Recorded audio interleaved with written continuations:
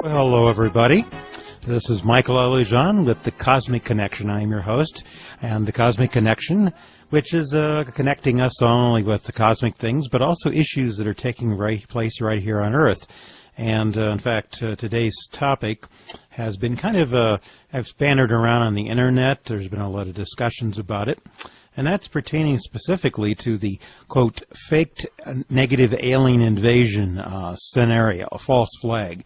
I've discussed a little bit about this in past shows, but because there's more coming out now, I think part of it is people are waking up and starting to become aware of some of the agendas that have been hidden behind the scenes, technologies that have been around a while that could be utilized for this purpose. But before I get into this little controversial topic, I do want to invite those new members of the audience who are tuning in for the first time to check out some of the websites also that I have. One is channelforthemasters.com, where you can access information a little bit about my past. In fact, I was trained in the Edgar Cayce tradition of channeling, and my father was a professional stage hypnotist. I know that Edgar Cayce, the very famous sleeping prophet, was in fact trained initially to learn to induce that state with himself. And eventually, of course, he became famous for his life readings. They were basically karmic in nature.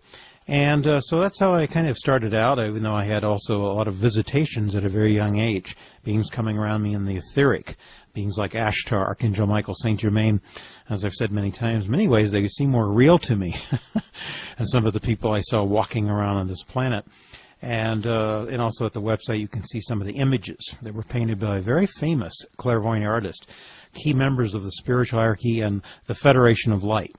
And that's very important to keep that in mind about the fact that majority of the beings coming here, vast majority, 99% of them are benevolent. They're here to help us. But there's always a little tiny group of renegade entities that are not members of the Federation and have been kind of messing things up a little bit as far as the divine plan. But there is quite a cleansing of the heavens going on right now. That I can also talk a little bit about too, that is also clearing the heavens of the what I call the cosmic riffraff, whether they come from other worlds or what I call the cabal, the power elite, and their back-engineered black op anti-gravity ships that are also flying around up there too, some of them.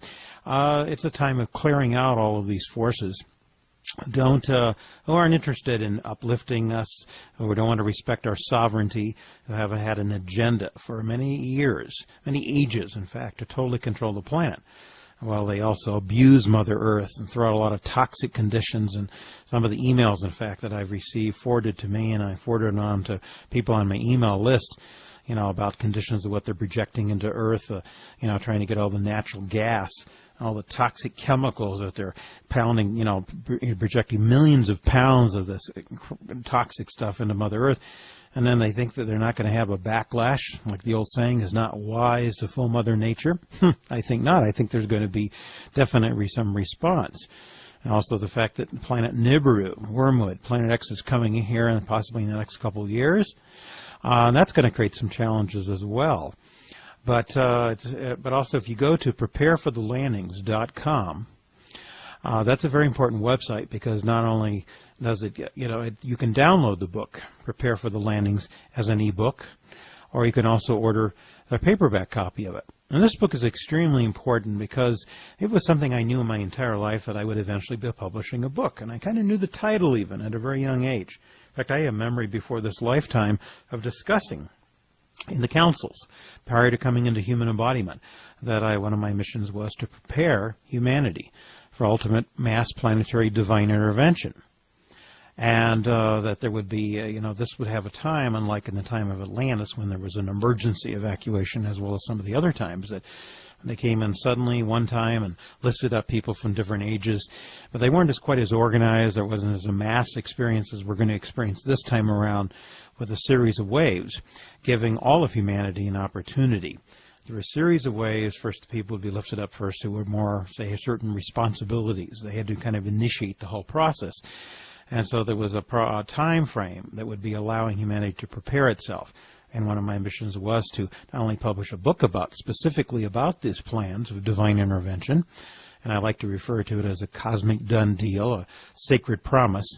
It's only the question of exactly when will the Federation of Light the benevolent human-appearing ETs as well as other species that are a part of the Federation when they would make their move on a mass level. Of course, we have to know that while this has been a plan for quite some time, the fact that the other forces that have controlled this planet, which I refer to as the cabal, power elite, the industrial military complex, they, of course, having, of course, monitored various things that I've said over the phone and the conversations I've had, because there's no secrets in the universe. And as I've always said, Big Brother may monitor us, but Big Space Brother is monitoring them to play the game, but for entirely different reasons. In fact, the higher forces have told me how they've actually come down visibly into the boardrooms of the Illuminati.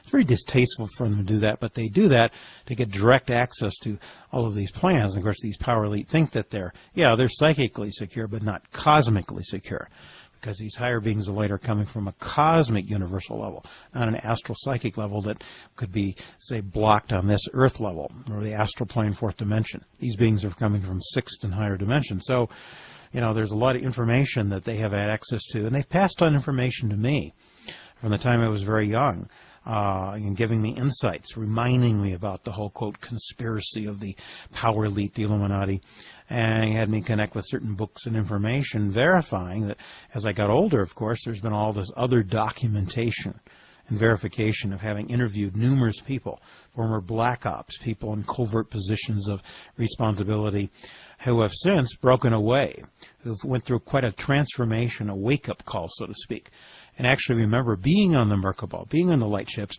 programming themselves to come eventually, as they grew up on this planet, to infiltrate military intelligence, which is kind of an oxymoron term if you think about it. But to infiltrate that and then eventually get it out to people like myself, to share that with the public, to blow the whistle, and eventually abolish the national security state, which has been nothing more than to keeping us all in the dark, or as I like to say, they've treated us like mushrooms. They feed us crap and keep us in the dark. Well, it's time to end all of that under the pretense of, we've got to, keep a national security state to hide certain information because of these mundane wars that have been orchestrated, created by the power elite. Keep the war machine going. That's all it's doing. Because the majority of people right now, there's been a recent, very huge wake-up call. Masses of billions of people actually are waking up very quickly and are starting to realize what's really going on.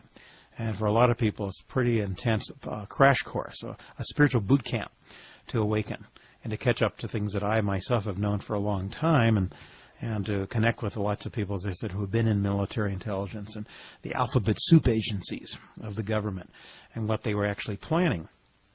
And then in more recent years, as people like Stephen Greer, who some people question him, is, sometimes what he's involved, what he isn't involved in. There's been some questions. Of course, I think for the most part, I think there's a sincerity there why he initiated disclosure, to get the truth out into the open. And we all have our, areas, of agreement, disagreement per se. But I think for the most part, what he has been able to do is wake a lot of people up that there has been a vast amount of information that has been covered up, suppressed, because of the power elite wanting to keep us all in the dark, and so they could have all the technology for themselves. And so I, as I said, have interviewed numerous people myself through the years who were in these alphabet soup agencies, who had direct access to highly classified information, covert information, technologies that have been secretly developed, things that, in fact, Bill Alec on his show, that comes on before mine, the Progressive Tech Hour, people he's interviewed.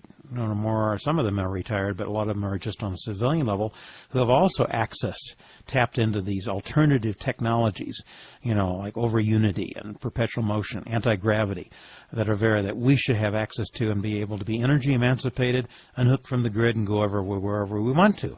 The problem is that only those in the black op covert agencies have had the R&D, the money, the funding to be able to fund and develop and back engineer all this technology, things that they've actually recovered all the way going back to the Roswell crash and before, and how they recovered crashed UFOs. I've talked to guys who were part of recovery teams, actually. And so for many, many years, this has been developed covertly. And, so it's a known fact. And then, of course, more recently, people like Gary McKinnon, who they wanted to expedite him over to the United States, and he, of course, as a British citizen, he tapped into the Pentagon's computers, as well as other, files of the alphabet soup agencies and verified firsthand what many of us, like myself, through channeling and communication with MySpace contacts, with Ashtar and the Ashtar Command, members of the Federation, as well as many have suspected for many years. The rumors are flying that, in fact, there is a terrestrial space fleet of anti-gravity ships flying around. And so, even though there was all this talk about him being arrested because he was a hacker, it's what he hacked into, the information. Specifically, because there are a lot of hackers, but they made a big deal about him because of the type of information, okay, that's come out, that's been verified now. You know, Navy ships are USS. Well, this was USSS, three S's after the U.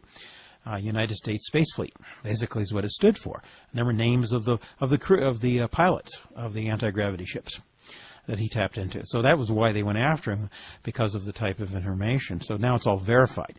And as I said, they wanted to expedite him over to the United States, but I think it was last I heard, the judge over there refused to allow that. But they were really determined to get him over here and make an example of him, not to be able to do this. But again, it was the type of information. I mean, a little redundant, but I want to emphasize that. That's why they went after him so much, because of the type of information that has truly documented and verified. As I say, what I and many others have received in communication from our space contacts and what people have theorized for many years. And I've talked to people retired who talk about this too. And it was just he got so much more details from the Pentagon files and verifying so much that has been going on behind the scenes. And I've always, and not too many years, a number of years ago, in fact, my own contacts, Ashtar and the Air Forces, began to tell me about this. In fact, that there might in fact be this attempt using back-engineered technologies, and the people that I've come in contact with who were involved in some of these programs, covert development of technologies, and we also know about people like Bob Lazar, out of Groom Lake, Area 51, S4, was involved in developing this technology and back engineering of alien technologies based on recovery of crashed UFOs that they recovered all the way going back to Roswell. Of course, with Bob Lazar initially, they tried to, erase all his records. This is what they do with a lot of people who try to come out openly, talk about this. But they screwed up a little bit because, in fact, one of the people that Aurora and I highly, backed, so to speak, and helped, gave him a lot of support was Bill Cooper, who published the book Behold a Pale Horse. And in his book, and in the information that he came out with in the late 80s, having been in naval intelligence, specifically about the fact that he saw documents saying that they would, in fact, use the technology and possibly stage a faked alien invasion. This was one of the early things he was talking about. Now, of course, he was blacklisted in the UFO community because he also saw documents naming a lot of the well-known names. People that were right out of military, and suddenly, almost like overnight, they were recruited to give the official version of what the officials of the cabal, the shadow government, wanted to come out, because the UFO community became highly infiltrated by people who had been in the military before. And, of course, people like Walt Andrus, who helped to form MUFON, that's kind of interesting, and a lot of other people talk about him, too. And people like Bud Hopkins, and I did a show 3 weeks ago about this, of some of the well-known names, because of something that came out on TV recently about sightings down in Mexico, and some of the members who were the guy, in fact, who took over MUFON briefly. I forget his name right this moment, but, that he went down there, and the agenda was to explain away, often when there's a great photo taken, up close and personal, so to speak, where the ship is hovering there, it's benevolent, it's connected with human appearing ETs, and as they tried to say, well, it's too good to be true, I throw that